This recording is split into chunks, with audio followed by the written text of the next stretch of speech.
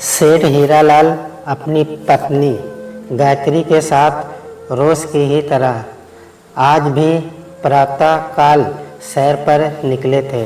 बारिश के दिन थे, बहुत ही खूबसूरत मौसम, ठंडी पवन शरीर और मन को लुभा रही थी। प्रातः के लगभग 5 बजे का समय था। पति पत्नी काफ़ी लंबी दूरी तय करते थे। उन्हें सुबह की ठंडी हवा और प्रदूषण मुक्त वातावरण में सैर करना बहुत पसंद था, किंतु उस दिन कुछ अनहोनी होने वाली थी। शायद इसीलिए हीरा व गायत्री के घर से काफ़ी दूर निकलने पर मौसम का मिजाज एकदम बदल गया। मंद पवन के झोंके आंधी में तब्दील हो गए। अनायास ही भारी वर्षा का आगमन हो गया। बिजली भी चमक रही थी। तभी गायत्री ने हीरालाल से कहा, सुनो जी, मौसम तो काफ़ी खराब हो रहा है, चलो जल्दी से घर की तरफ लौट चलते हैं।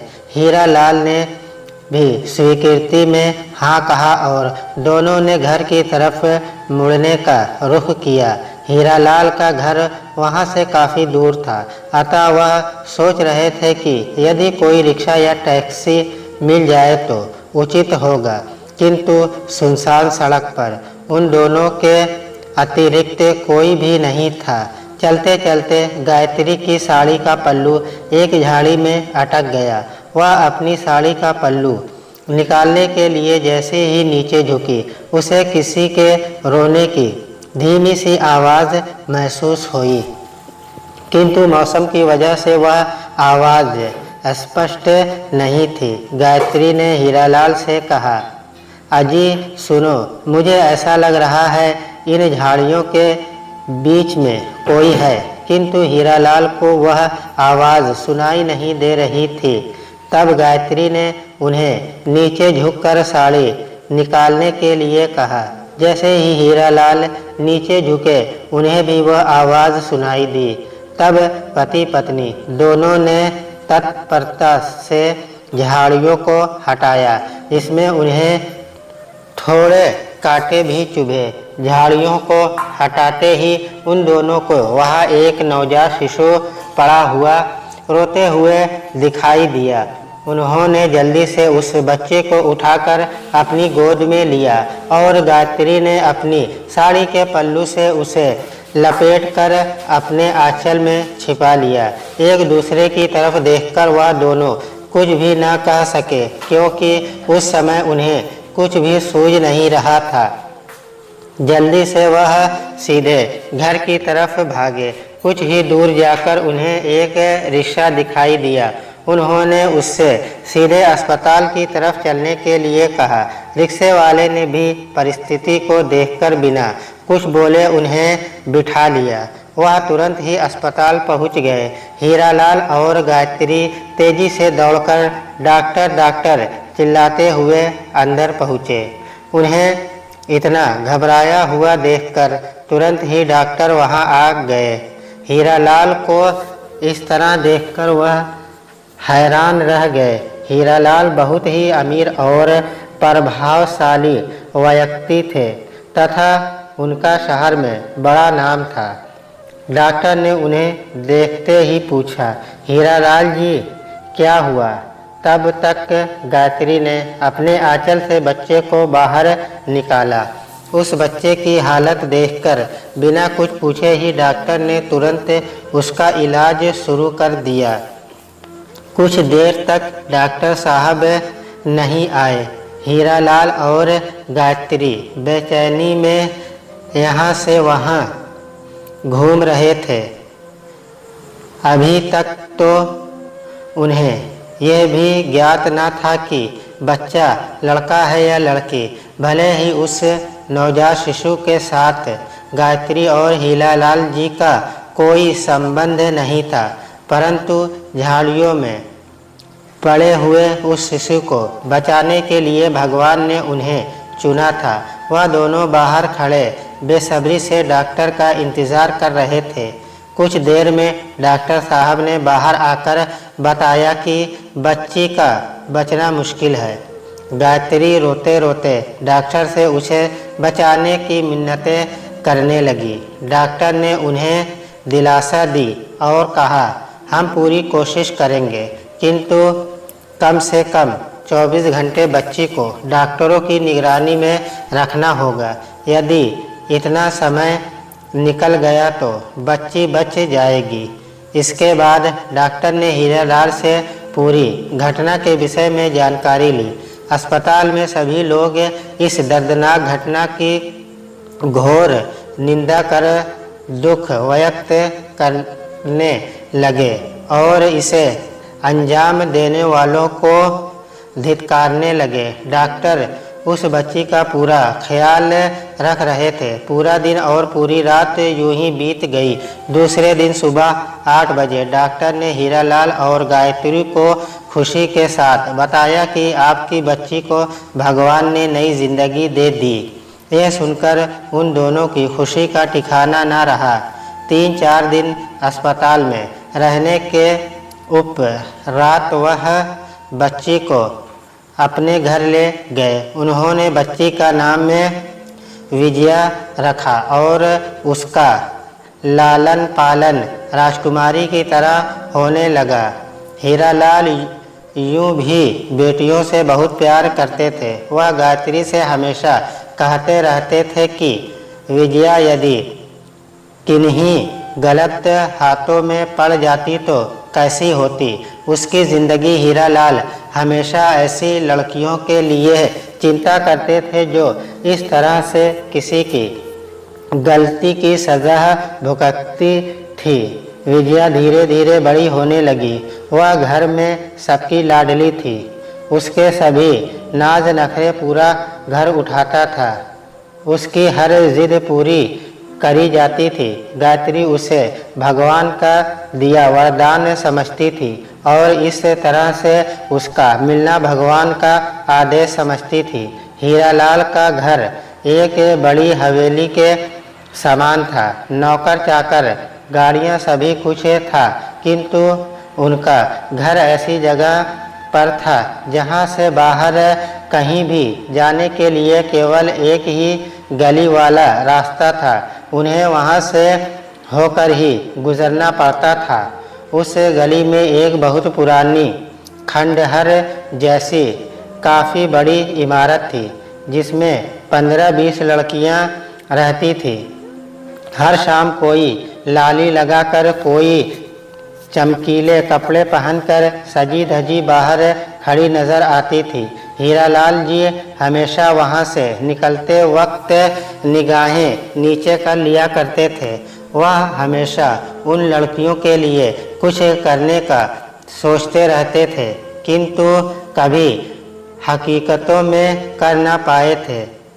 विजया अब 12 वर्ष की हो चुकी थी। वह अक्सर अपनी हवेली के बगीचे में खेलती रहती थी। एक दिन खेलते खेलते वह गली से होते हुए उस इमारत तक पहुंच गई। वहां खड़ी एक लड़की ने उसे बड़े ही प्यार से अपने पास बुलाया। विजया उसके पास से चली गई। तब उस लड़की ने पूछा, तुम्हारा नाम क्या है? मेरा नाम विजया है। और आपका नाम क्या है दीदी? मेरा नाम पिंकी है।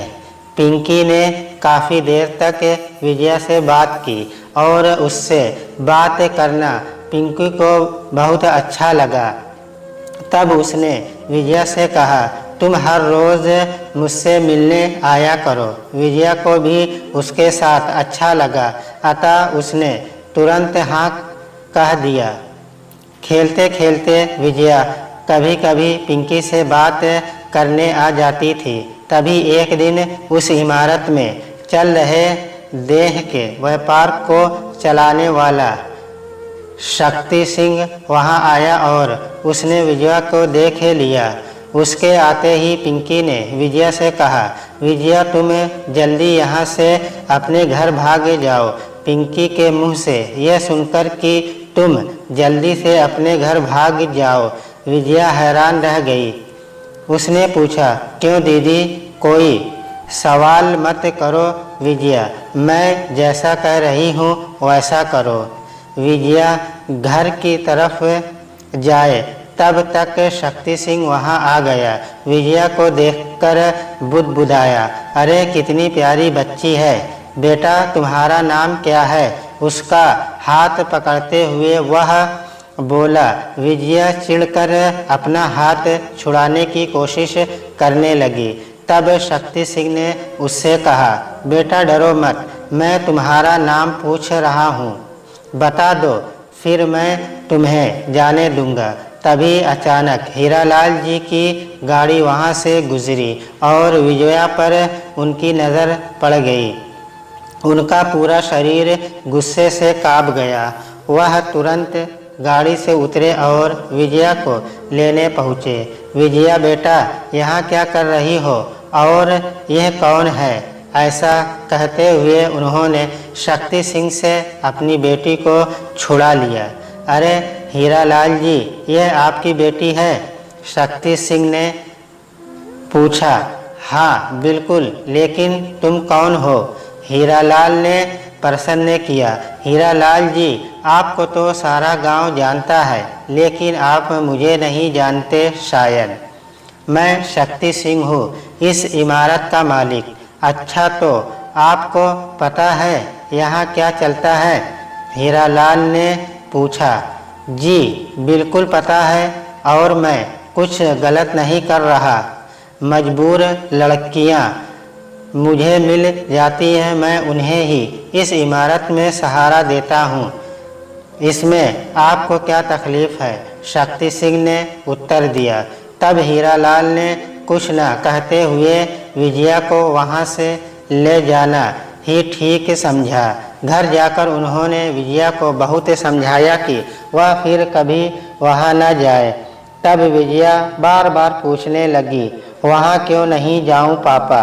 हीरालाल ने उसे कुछ भी बताना उचित नहीं समझा और उसे बातों में बहला दिया। उन्होंने घर के सभी नौकरों को हिदायत दी कि वह विजया पर ध्यान दे और उसे उस गली में कभी न जाने दे। गायत्री और हीरालाल आज बहुत डर गए, क्योंकि अब विजया बड़ी हो रही थी। यूँ तो हमेशा से ही हीरालाल जी इमारत में रह रही लड़कियों के लिए कुछ करना चाहते थे, लेकिन अब उनकी इच्छा निर्णय में बदल गई। एक दिन सेठ हीरालाल ने शक्ति सिंह से मिलने का निर्णय किया और उसे पास के ही एक होटल में मिलने के लिए बुलवाया। उन दोनों की मुलाकात होने पर हीरालाल ने शक्ति को समझाया कि वह यह काम बंद कर दे। शक्ति सिंह, अब तुम्हें मेरी बात सुननी ही होगी और उन लड़कियों को आज़ाद करना होगा। तुम चाहो तो मैं तुम्हें कुछ धनराशि भी दे सकता हूँ। उस इमारत की कीमत भी ले लो। शक्ति सिंह उठकर खड़ा हो गया। नहीं हीरालाल जी, मुझे इमारत नहीं बेचनी, न ही अपना धंधा बंद करना है। आपसे जो बने आप कर लो, मेरा निर्णय अटल है। बात को आगे बढ़ाते हुए वह बोला, वैसे आपकी बेटी का नाम क्या है? बड़ी प्यारी और खूबसूरत है, अब जवान भी तो हो रही है। वैसे आई थी न उस दिन वह पुरानी इमारत में, संभालिएगा उसे। शक्ति सिंह की बातें सुनकर हीरालाल का क्रोध 7वें आसमान पर चला गया। वह एक समाज सुधारक थे और लड़ाई झगड़े से कभी भी बात बनती नहीं, बल्कि बिगड़ ही जाती है। वह जानते थे हीरालाल जी ने सोच समझकर धैर्य से काम किया और शक्ति सिंह से कुछ बोले बिना ही वहाँ से वह जाने लगे। अपने दिल और दिमाग पर वह बहुत बड़ा बोझ लेकर जा रहे थे। सोच रहे थे कि शक्ति सिंह मानेगा या नहीं, उसे कैसे बताया जाए। अनेक प्रश्न और कठिनाइयाँ उनके दिमाग में कोलाहल मचा रहे थे। शक्ति सिंह से मिलकर घर वापस आने के बाद हीरालाल बहुत बेचैन थे। अपनी पत्नी को उन्होंने सारी परिस्थिति से अवगत कराया और विजया का अधिक ख्याल रखने की सलाह दी। गायत्री भी बेहद डर गई थी। उन्होंने अब विजया की तरफ और अधिक ध्यान देना शुरू कर दिया। विजया को उस पुरानी इमारत में जाने से भी मना किया।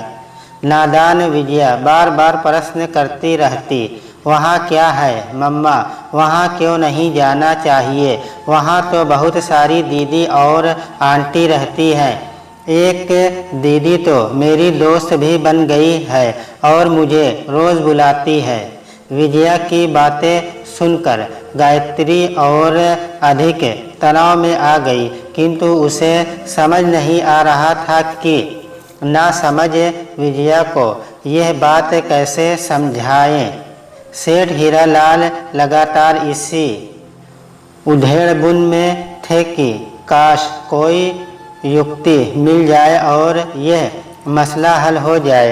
एक दिन अचानक हीरालाल के दिमाग में एक बहुत ही अच्छी तरकीब आई। उन्होंने अपने आदमियों से पता लगाने के लिए कहा कि शक्ति सिंह के घर कौन कौन रहता है और वह घर से बाहर कब जाता है।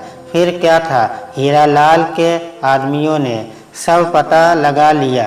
उन्होंने उसे बताया, सेठ जी, उनकी केवल एक ही बेटी है, लगभग 20-21 साल की उम्र होगी। उसकी पत्नी है और नौकर चाकर भी घर में दिखाई देते हैं। शक्ति सिंह लगभग 11 बजे घर से जाता है और रात में देर से ही घर वापस लौटता है।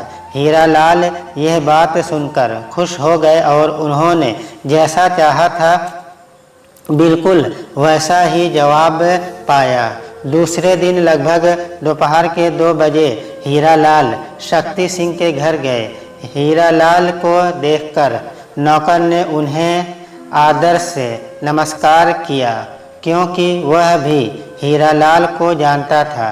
हीरालाल ने यूं ही पूछा, शक्ति सिंह जी हैं क्या?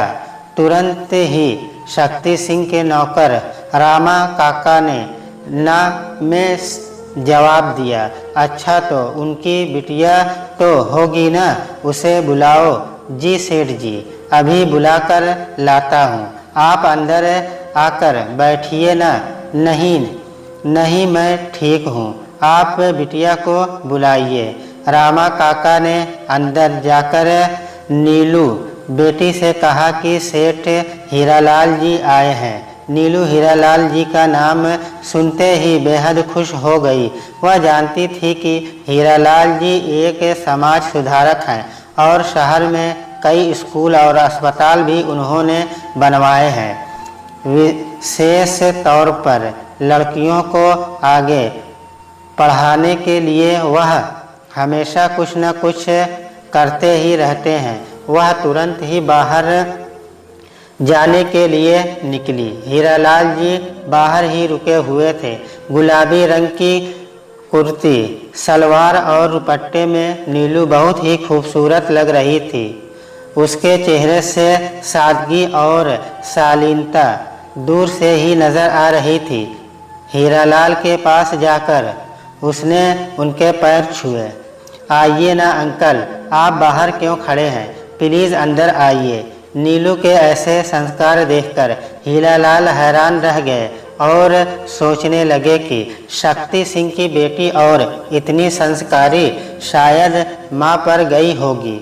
नीलू के सर पर आशीर्वाद का हाथ रखते हुए वह बोल पड़े, नहीं बेटा, जल्दी में हूँ, असल में मैं तुम्हारे पास ही आया था।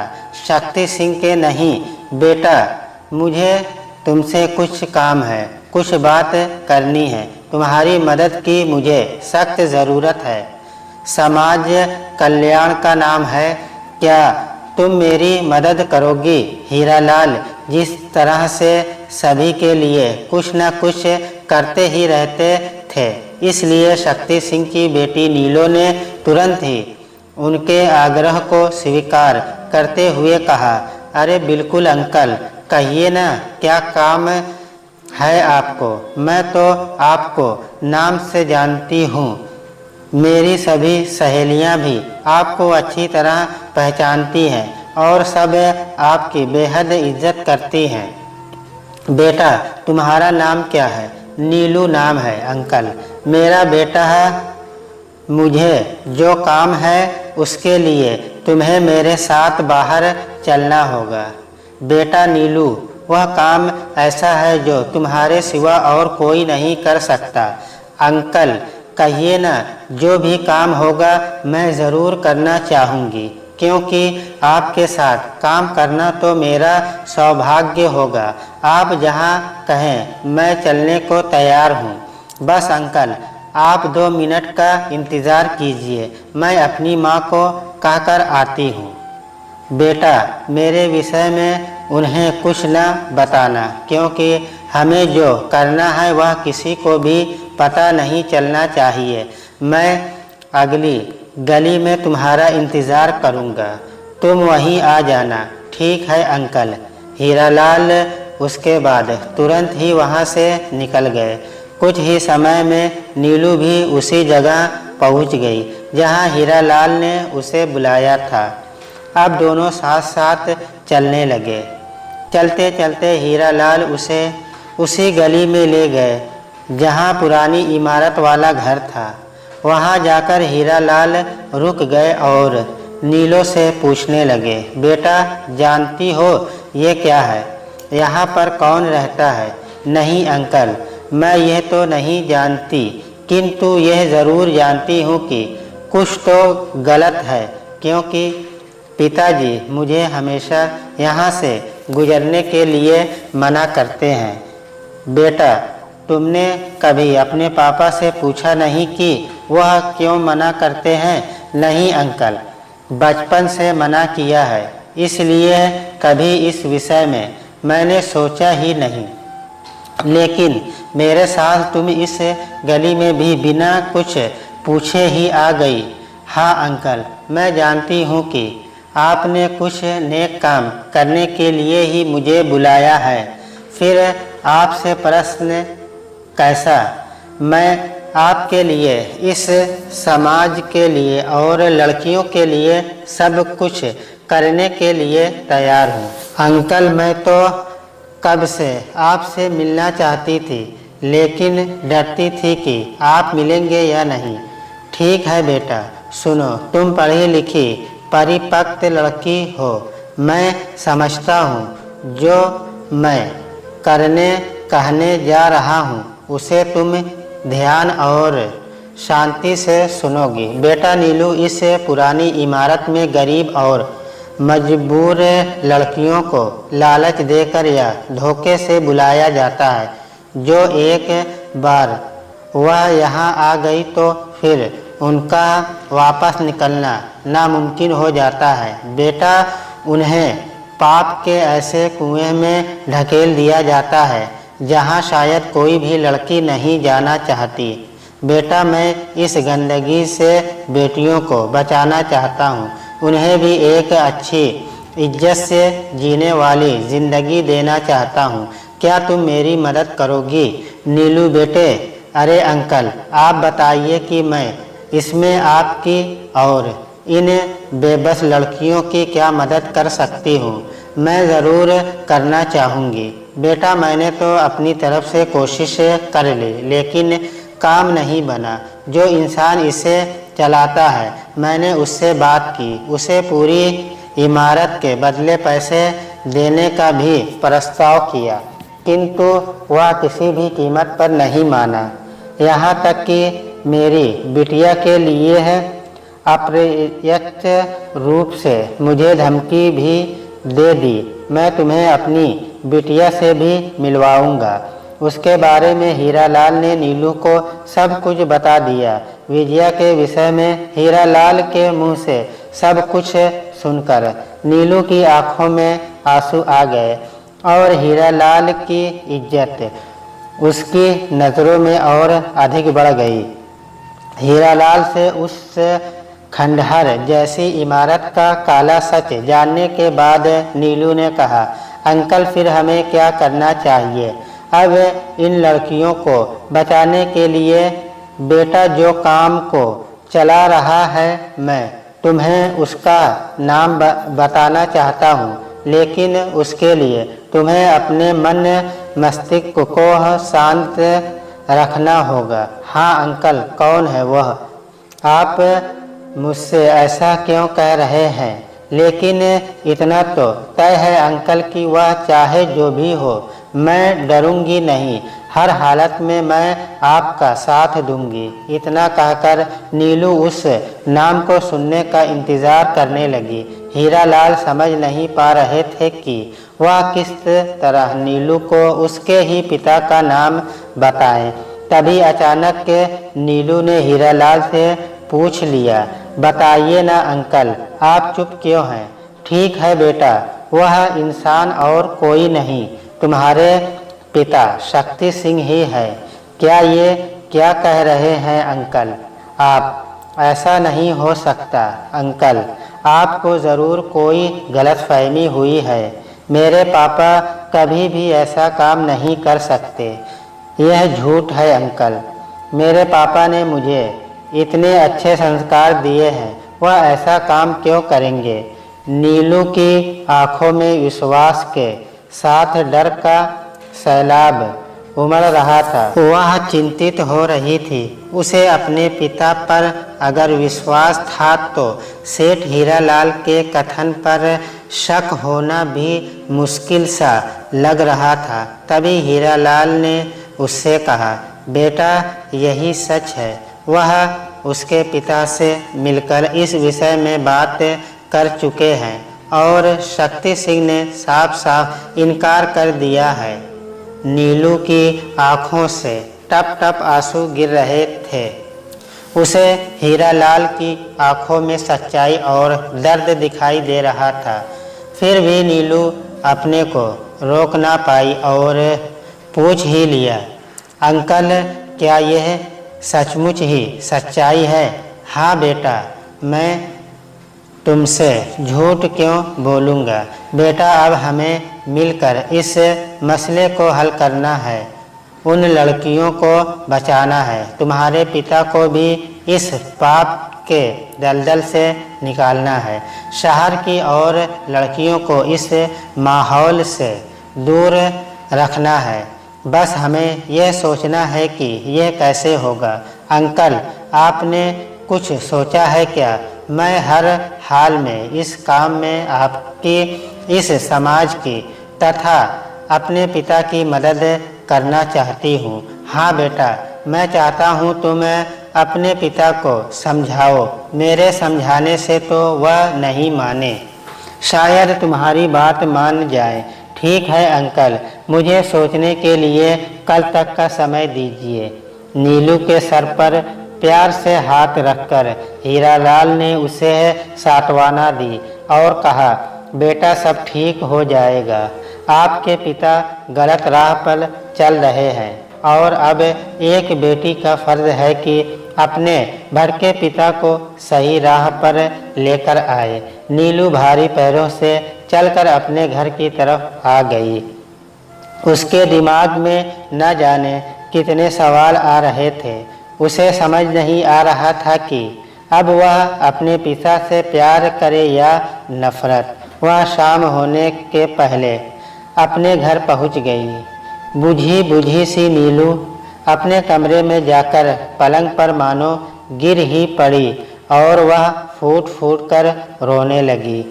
कमरे का दरवाज़ा बंद कर रखा था। कुछ देर में उसकी माँ ने उसे खाने पर बुलाया। वह गई ज़रूर, किंतु कुछ खा न पाई। अपनी बेटी को उदास देखकर शक्ति सिंह ने चिंतित होते हुए पूछा, बेटा क्या हो गया? तबीयत ठीक नहीं है क्या मेरी बच्ची की? चलो डॉक्टर को दिखा देते हैं। नीलू देख रही थी कि उसे ज़रा सा उदास देखकर पापा इतने चिंतित हो जाते हैं, फिर दूसरी लड़कियों की तकलीफ़ उन्हें क्यों दिखाई नहीं देती। उसने कहा, मैं ठीक हूँ पापा, डॉक्टर की ज़रूरत नहीं है। रात को सब अपने अपने कमरे में सो गए। नीलू रात भर सोचती रही, क्या करें? सुबह उठकर नीलू रोज़ की तरह चलने के लिए निकल गई, लेकिन हर सुबह की तरह वह वापस न लौटी। कुछ समय बाद उसने अपनी माँ को फ़ोन करके बताया, माँ मेरी एक दोस्त मिल गई है, मैं कुछ देर बाद घर आऊँगी। माँ ने कहा, ओके बेटा। नीलू ने बहुत सोच समझकर एक निर्णय लिया था और उसे अपने इस निर्णय में हीरालाल जी की मदद चाहिए थी। नीलू ने उन्हें फ़ोन करके मिलने के लिए बुलाया। हीरालाल भी नीलू से मिलने तुरंत ही आ गए। नीलू ने उन्हें अपना निर्णय सुनाया। सुनकर हीरालाल जी हैरान रह गए और उन्होंने उसे मना कर दिया, किंतु नीलू नहीं मानी। उसने हीरालाल को समझाते हुए कहा, अंकल इसके अलावा हमारे पास और कोई रास्ता नहीं है, पापा ऐसे तो नहीं मानेंगे। आखिरकार हीरालाल को नीलू की बात माननी ही पड़ी। अपने मकसद को अंजाम तक पहुंचाने के लिए अब नीलू ने अपना काम शुरू कर दिया। हीरालाल जी भी उसका ख्याल रखने के लिए तत्पर थे। दिन ढल गया, शाम होने आई, लेकिन नीलू अपने घर नहीं पहुंची। तब नीलू की माँ ने उसे फ़ोन लगाया, किंतु नीलू का फ़ोन स्विच ऑफ ही आ रहा था। माँ को चिंता हो गई और तब उसने अपने पति शक्ति सिंह को फ़ोन लगाकर कहा, नीलू सुबह से घर से गई है, अब तक लौटी नहीं है, उसका फ़ोन भी बंद है। मुझे बहुत चिंता हो रही है, आप जल्दी घर आओ और उसे ढूंढो। शक्ति सिंह भी चिंताग्रस्त हो गए। तुरंत अपने नौकरों को बुलाकर इधर उधर भेजा और नीलू के ढूंढने की हर मुमकिन कोशिश शुरू कर दी, लेकिन पूरे गांव में ढूंढने के बाद भी नीलू का कहीं कोई पता नहीं चला। पुरानी इमारत में शक्ति सिंह के आदमी हमेशा ही उपस्थित रहते थे। वे नीलू के नहीं जानते थे। नीलू ने पुरानी इमारत में जैसे ही प्रवेश करा, वहां उपस्थित शक्ति सिंह के गुर्गे इतनी खूबसूरत लड़की को इस तरह अपने आप ही इमारत में आते देखकर बहुत खुश हो गए। शिकार स्वतः ही जाल में फंसने आ रहा है।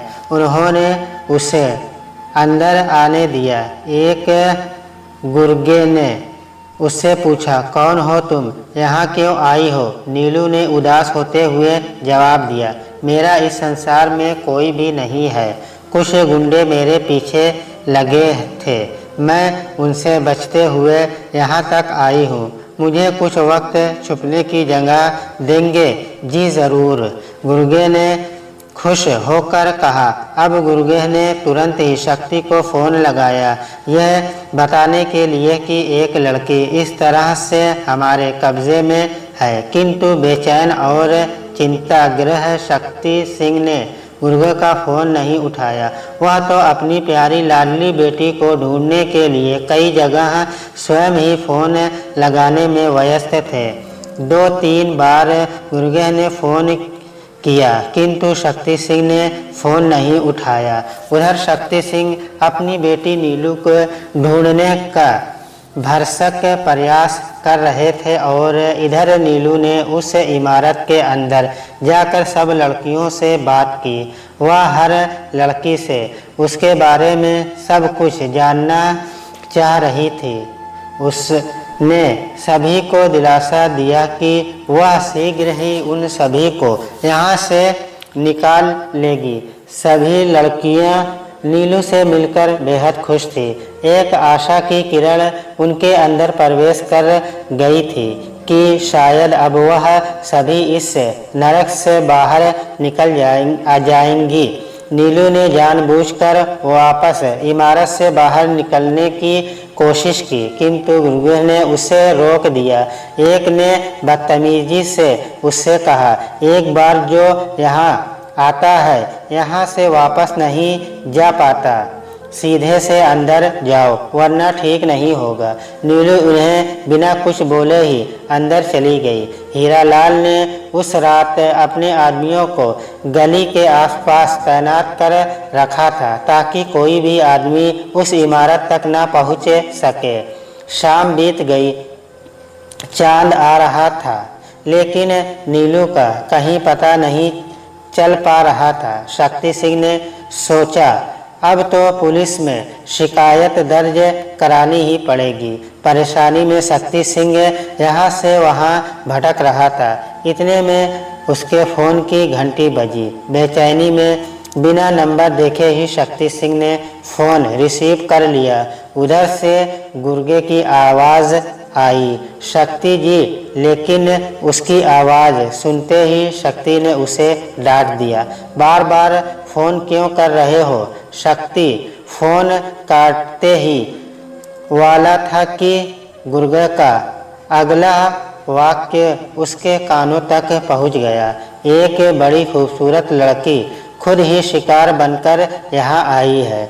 शक्ति जी। शक्ति ने फ़ोन काट दिया। कुछ ही पलों के बाद गुर्गों का वही वाक्य फिर से शक्ति सिंह के कानों में गूंजा तो शक्ति एकदम से डर गया।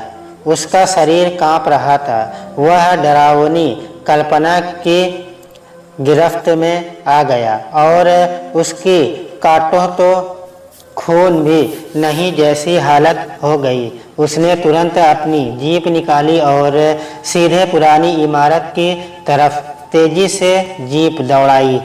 जीप की स्पीड की तरफ ध्यान दिए बिना ही वह गाड़ी चला रहा था।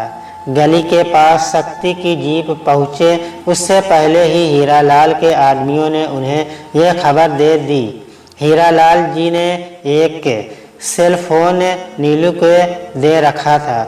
उस फ़ोन पर उन्होंने नीलू को मैसेज करके बताया कि उसके पिता आ रहे हैं। हीरालाल जी का मैसेज आते ही नीलू बाहर की तरफ भागी।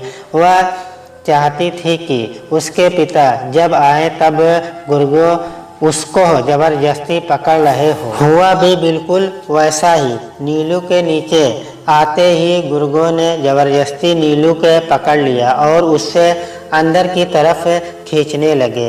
इतने में शक्ति सिंह की गाड़ी वहां पहुंच गई और गाड़ी से उतरकर वह अंदर की तरफ भागे।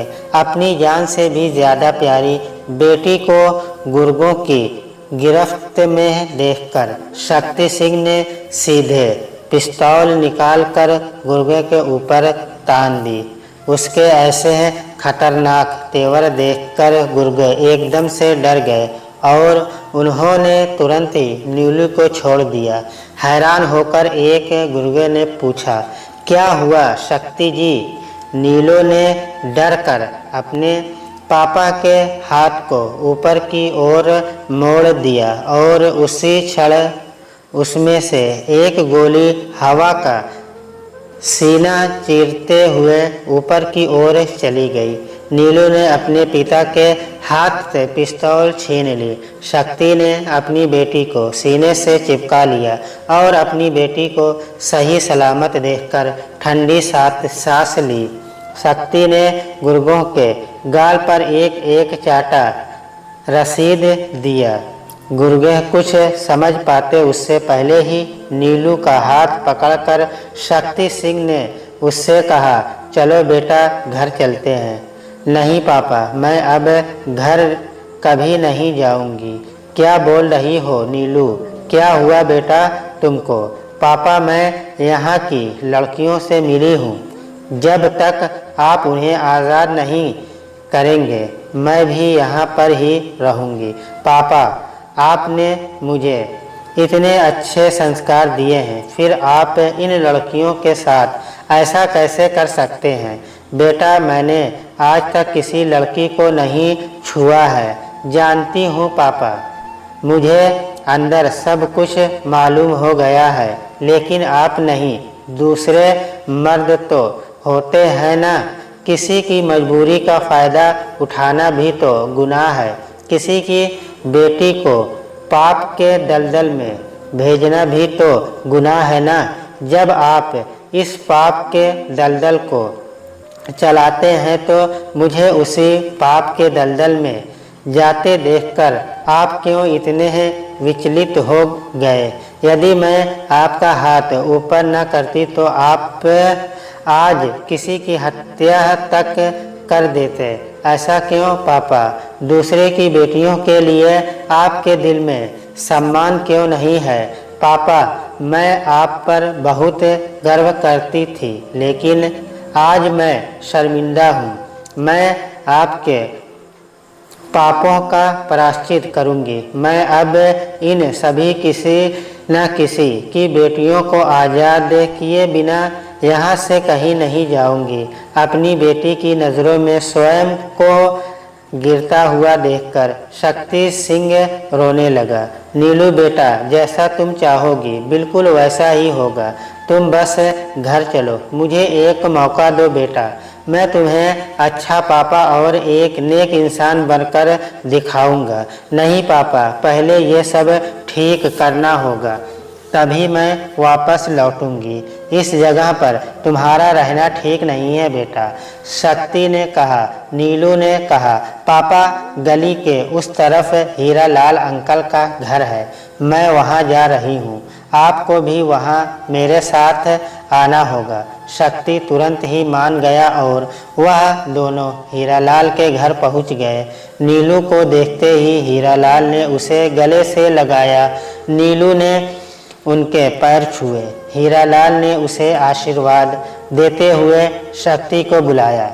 शक्ति कुछ भी न कह सका, किंतु सब कुछ समझ गया। वह हाथ जोड़कर हीरालाल के आगे सर झुकाकर खड़ा हो गया। हीरालाल ने उसे हाथ पकड़कर बिठाया और कहा, सुबह का भूला शाम को घर आए, पापों का प्रायश्चित कर ले तो भगवान भी उसे माफ़ कर देते हैं। चलो हम सब मिलकर उस इमारत को जो अब तक नर्क थी स्वर्ग बनाते हैं।